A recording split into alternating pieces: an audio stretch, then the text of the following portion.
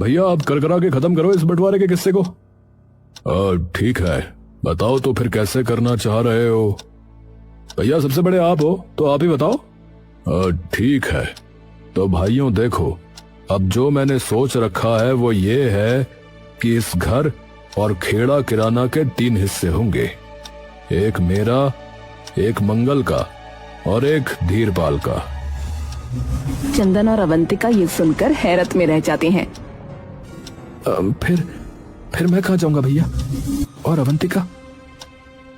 हमें क्या पता, जिंदगी भर तुम दोनों मियाँ बीवी को घर पे बिठा के खिलाते रहेंगे। दीदी आप ऐसा मत कहिए, मैं भले ही कम कमाती हूँ पर किसी के सामने हाथ नहीं फैलाते हम लोग। इन्होंने आज तक एक ढेला तक नहीं मांगा अपने भाइयों से। अरे तो कौन सा एहसान कर दिया? दुकान में एक भी काम करता है ये? बस पैर पकड़े बैठा रहे। अरे ये क्या बात हुई भला भैया, आपको पता है इनके पैर में दिक्कत है, सीढ़ियाँ तक उतरने चढ़ने में दिक्कत होती है इन्हें। तो यूं ही बैठा ले इसे और बिना कुछ करे बस पैसे देते रहे। हाँ, और तू तो वैसे भी काम पर ही जाती है, तेरे पीछे से सारा घर हम ही संभालते हैं, तो तू बता तेरा कैसे हक पड़ गया रे इस घर पे? दीदी तो मजबूरी है ना काम करना, आपसे तो पैसे मांग नहीं सकते क्योंकि फिर आप लोग बोलोगे कि बस पैसे ही मांगते रहते हैं। और इन्हें तो मैं कोई तकलीफ आने नहीं दूंगी, चाहे मरती मर जाऊं, आप चाहे कुछ भी सोचें। अरे बस भी करो अब तुम सारे। सब लोग एकदम से चुप हो जाते हैं। अवंतिका, तुम दोनों को भले ही घर या दुकान का हिस्सा नहीं मिल रहा हो, पर खाली हाथ नहीं भेज रहा आप लोगों को। यहीं पास वाले गांव में एक घर है, हमारे दादा का हुआ करता था कभी। और बात रही दुकान की, तो इसकी भी एक छोटी सी दुकान खुलवा दूंगा जहां पे ये आराम से काम भी कर सकेगा और इतनी भागा दौड़ी भी नहीं होगी इसकी।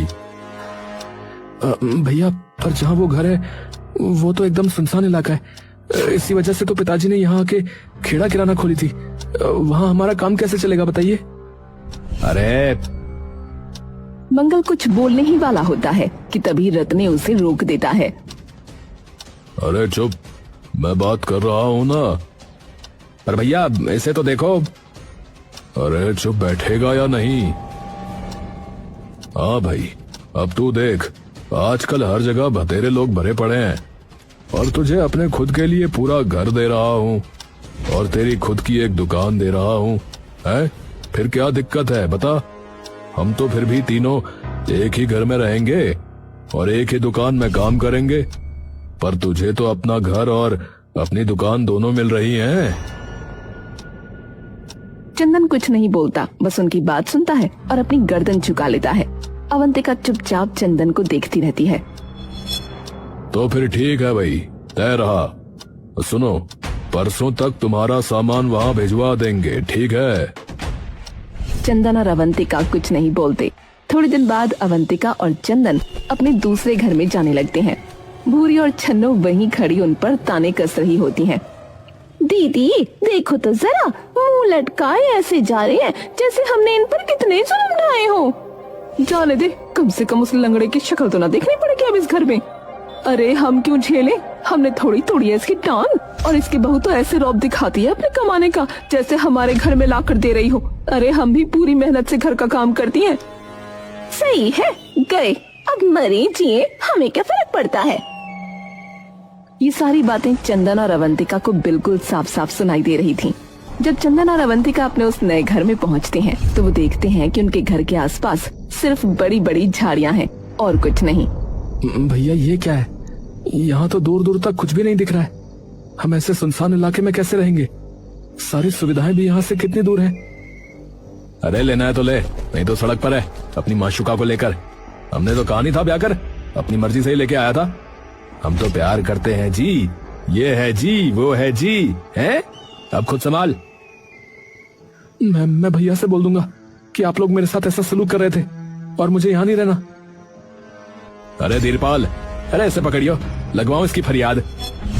धीरपाल उसे पीछे से आकर पकड़ लेता है और मंगल उस पर एक के बाद एक घूंसों और चांटों की बौछार कर देता है।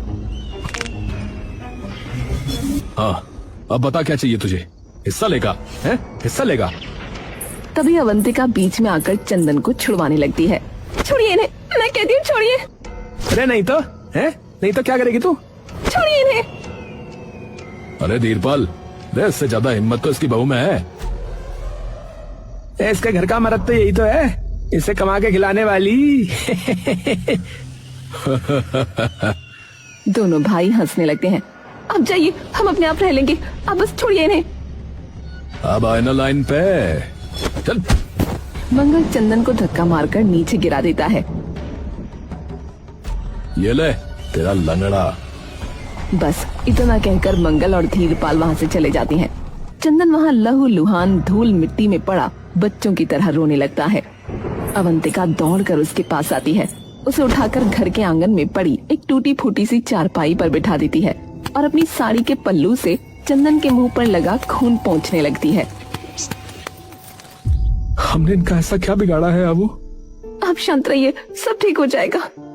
कैसे ठीक हो जाएगा अबू? कैसे? आप शांत हो जाइए जी, कुछ न कुछ हल तो निकल ही आएगा। कैसे होगा तू बता अबू। मैंने कभी किसी से कोई बदतमीजी नहीं की, ना ही कुछ मांगा। हम दोनों अपना गुजारा अपने आप चलाते थे। दुकान पे सारा हिसाब मैं देखता था और मुझे ही कह दिया कि मैं कुछ भी नहीं करता। अवंतिका चंदन की पीठ सहलाने लगती है। हमने अपना सारा काम खुद किया, तो बता तू मैं कौन सा बोझ था? ये सारे भाई एक साथ बैठ के खाते हैं और मैं अलग, लंगड़ा लंगड़ा लंगड़ा।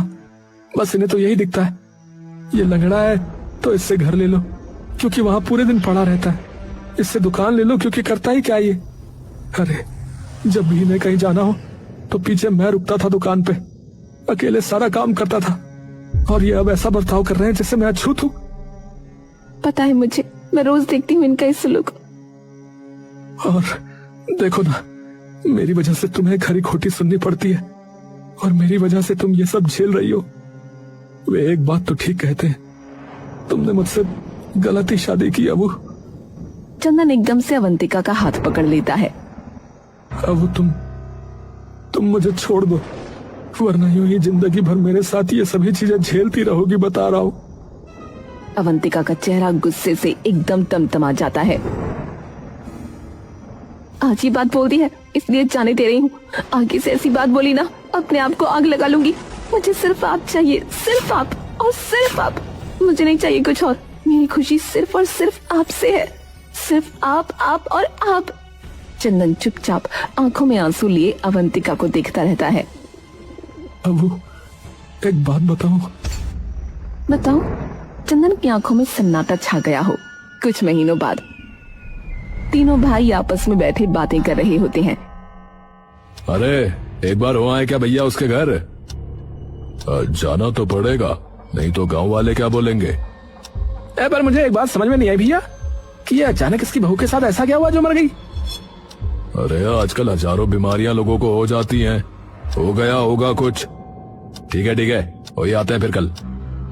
तुम दोनों जाना पहले, बेफालतू का रोला कराए उस दिन भी। माफी मांग लेना एक बार। गलती तो उसी की थी, पर ठीक है कोई नहीं।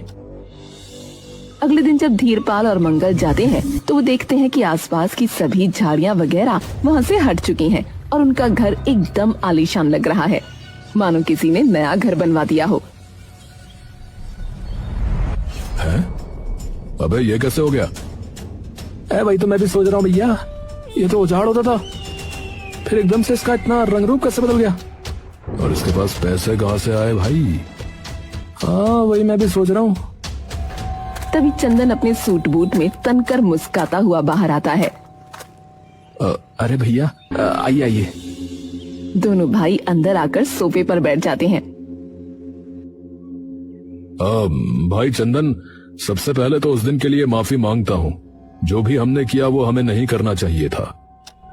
हाँ भाई माफ कर दियो। अरे कोई नहीं भैया, ये तो होता ही रहता है। वाह भाई वाह, भाई हो तो तेरे जैसा, मन का एकदम साफ है। अरे और भाई, अवंतिका के बारे में सुनकर बड़ा दुख हुआ। चंदन नीचे सर झुका लेता है। पर ये हुआ कैसे? यहाँ जैसा कि आपको पता ही है कि मच्छर कितने हैं, तो उसे डेंगू हो गया। कोशिश भी बहुत की पर बच ही नहीं पाई वो। ओहो, पर हम तेरे साथ हमेशा खड़े हैं, तो डरने की बिल्कुल जरूरत नहीं है, ठीक है? अरे भैया, बहुत बहुत धन्यवाद आपका। आप आए वही काफी था। ले, आते क्यों ना भाई, हैं? भाई जो है तू हमारा। छोटू, पर तू ये बता कि तेरी दुकान ज्यादा चल पड़ी क्या? मतलब घर देखकर तो ऐसा लग रहा है कि तू खूब तरक्की कर रहा है भाई। अरे भैया, इतने जंजाल में दुकान तो कहाँ ही चलती। फिर चंदन एकदम से उनकी ओर देखता है। बता तो मैं दूंगा, पर मुझसे वादा कीजिए कि आप बाहर कहीं नहीं बोलेंगे ये बात। धीरपाल और मंगल एक दूसरे की तरफ देखने लगते हैं। अच्छा, ऐसा क्या है भाई? आपने काले बाजार का नाम सुना है भैया? हाँ, थोड़ा बहुत। आगे बता। हाँ, वहाँ वो चीज बिकती है जिसे बेचना सख्त मना है। हाँ, ये तो पता है, पर आगे बता। हाँ, तो जब अवंतिका मरी तो मैंने सोचा कि ये तो गई, लेकिन मैं तो इसी जंजाल में अकेला हूँ, तो उसके शव को लेकर काले बाजार चला गया। क्योंकि करता भी और क्या भैया, खाने तक के पैसे नहीं बचे थे। 2 दिन से भूखा था। मुझे पहले लगा था कि इसके इतने पैसे नहीं मिलेंगे, पर वहां तो उसके शरीर के हर एक अंग पर लाखों की बोली लग गई। है? क्या बोल रहा है? कितने पैसे मिले रे? चंदन उनके थोड़ा और पास आता है। पूरे 30 लाख भैया। ये सुनते ही धीरपाल और मंगल दंग रह जाते हैं। सही में इतने सारे? हाँ भैया, मैं तो कभी कभी सोचता हूँ कि अच्छा हुआ वो मर गई, मैं तो लखपति बन गया। और वैसे भी घर में काम ही क्या था उसका, सिर्फ साफ सफाई। ये तो अब मैं नौकरों से करवाऊंगा, शहर में सबसे बड़ी दुकान खोलूंगा। हाँ भाई वाह। घर तो वैसे अच्छा कर लिया तूने। जा तू देख के आ अंदर से। हाँ ठीक है। धीरपाल अंदर चला जाता है। अच्छा, मुझे ये बता कि कहाँ है ये बाजार? मैं आपको लिख के दे देता हूँ, आपको जरूरत हो तो चले जाना, पर ध्यान से जाना, वहाँ पुलिस भी आती रहती है, बता रहा हूँ। अरे नहीं, कोई नहीं, मैं अपने आप देख लूंगा वो तो। हाँ ठीक है, ये रहा फिर पता। चंदन उसे वो पता लिख कर देता है और ये पता लेकर धीरपाल और मंगल वापस घर के लिए निकल जाते हैं। पूरे रास्ते मंगल कुछ नहीं बोलता। भैया क्या हुआ? अरे कुछ नहीं। रात हो जाती है। मंगल अपने बिस्तर पर बैठा सामने दरवाजे पर आंखें टिकाए होता है। सुमित्रा अंदर आती है और उसे देखते ही वो मुस्कुराने लगता है। क्या हो गया, ऐसे क्यों मुस्कुरा रहे हो? मंगल उसके पास आता है और उसके पीछे जाकर खड़ा हो जाता है। क्या हो गया? तभी मंगल उसके गले पे चाकू रख देता है। ये क्या कर रहे हो? अरे माफ कर दीजिए मुझे।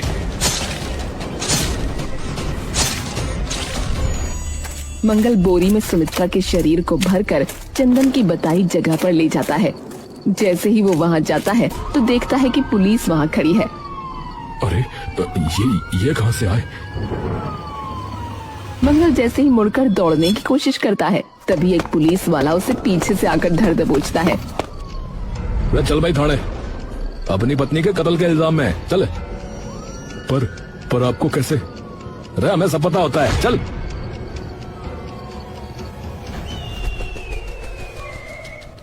धीरपाल और रत्ने दुकान पे खड़े बात कर रहे होते हैं। सठिया गया था ससुरा, बिल्कुल ही पैसों के पीछे। बताया अपनी बीवी को मार दिया बावला तरेड़। सही बात कह रहा भैया। तभी सामने से एक बहुत सुंदर लड़की छोटे कपड़ों में उनकी ओर आती है। उसे देखते ही मानो धीरपाल की आंखें निकलकर जमीन पर आ गिरी हों। धीरपाल उतावला होकर उसकी तरफ भागता है। हाँ जी बोलिए। सानवी मुस्कुराने लगती है। आपकी मुस्कान बहुत प्यारी है जी। आपका स्वभाव बहुत प्यारा है। धीरपाल के पूरे शरीर में मानो गुदगुदी सी हो उठती है। बताइए जी क्या लेंगी? मैं तो फिलहाल एक ठंडा सा शरबत लूंगी, और अगर हो सके तो आप जैसा अच्छा लड़का है मेरे जैसा मुझे ले लीजिए। पर लगते हो तुम शादीशुदा हो। वो तो हूँ, पर मेरी पत्नी से बिल्कुल नहीं बनती, बता रहा हूँ। मैं तो परेशान रहता हूँ उससे हमेशा। क्या बताऊँ अब। जो बताना है मिलकर बता दीजिएगा। धीरपाल के मन में मानो फव्वारे उठ जाते हैं। तो फिर कहाँ मिलना है और कब, ये तो बताओ जाने मन। आप बताइए। हाँ ठीक है, शहर में एक जगह है, कल मिलते हैं सुबह 10 बजे वहाँ। सानवी मुस्कुराकर उसकी ओर देखने लगती है। देख के आइएगा, कहीं आपको आपकी पत्नी ना पकड़ ले। अरे बेवकूफ है वो, उसे कुछ नहीं पता लगेगा। हाँ।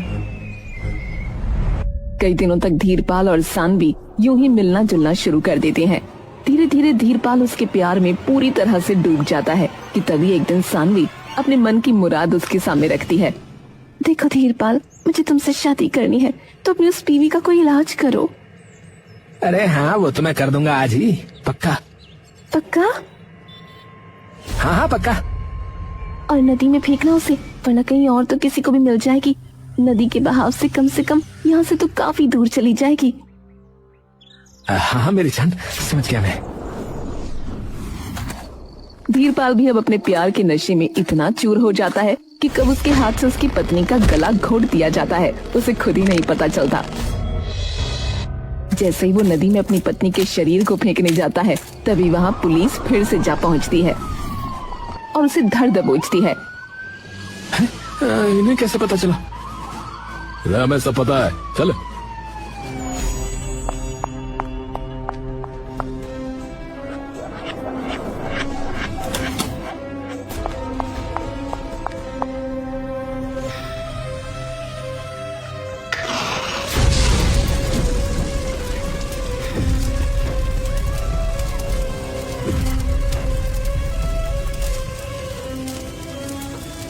मिल गया सब।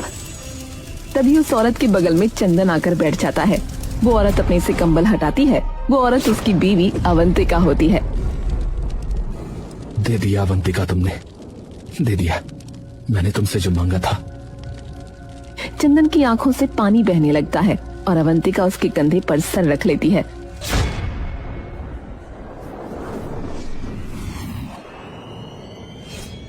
अवंतिका, एक बात बताऊं? बताओ। मुझे ये सब चाहिए जो इनके पास है, सब कुछ। वो घर जिसमें ये रह रहे हैं उसे तोड़कर मैं वहां अपना, हमारा घर बनाना चाहता हूं। मुझे सब कुछ चाहिए पर कभी मिल नहीं पाएगा। आपको जो चाहिए वो लाकर दे दूंगी। चंदन निशब्द सा उसे देखता रहता है। पर कैसे? बस आपको मेरा साथ देना होगा। हमेशा। तुम बस बताओ कि क्या करना है। तीनों भाई और उनकी पत्नियों को रास्ते से हटाना होगा। वो कैसे? मंगल भैया को पैसों का सबसे ज्यादा मोह है, तो जब उन्हें पता लगेगा कि उनका भाई जिसे उन्होंने कुछ नहीं दिया था उसके पास खूब पैसे हैं तो वो अपने आप फंसेंगे। अब बस ये कहना कि मैं मर चुकी हूँ तो आपसे मिलने आना पड़ेगा। और जैसे ही वो घर आएंगे तो नया साफ सुथरा घर देखकर वो पूछेंगे ही कि कहाँ से आया पैसा। तो अब उन्हें ये कहना कि मुझे डेंगू हो गया था, मैं बच नहीं पाई, तो मैंने तुम्हें जाकर काले बाजार में बेच दिया जिसके आपको 50 लाख रुपए मिले। ये सुनते ही पक्की बात है वो अपनी पत्नी की जान लेंगे ही लेंगे, क्योंकि पैसों से ज्यादा प्यार उन्हें किसी चीज से नहीं है। आप उन्हें काले बाजार का एक पता देना। जैसे ही वो वहाँ जाएंगे हम उससे पहले पुलिस को बता देंगे। पर घर ठीक कैसे करेंगे? उसकी चिंता मत करो, मैं अपने गहने बेच दूंगी। इतना इंतजाम तो हो ही जाएगा कि घर ठीक हो जाए।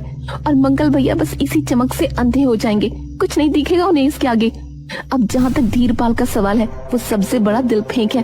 उसके सामने बस हमें हड्डी फेंकनी है, बाकी काम वो अपने आप कर लेगा। मेरी एक दोस्त है सानवी, वो बहुत ही सुंदर है और मुझे बहुत मानती है, तो उसे तो वो अपने आप संभाल लेगी। और बच्चे रत्ने भैया। पूरे घर में आग लगी हुई है। गए ये दोनों भी। कहा था ना आपसे, बस मेरा साथ दे दीजिए तो जो मांगोगे वो ला कर दूंगी।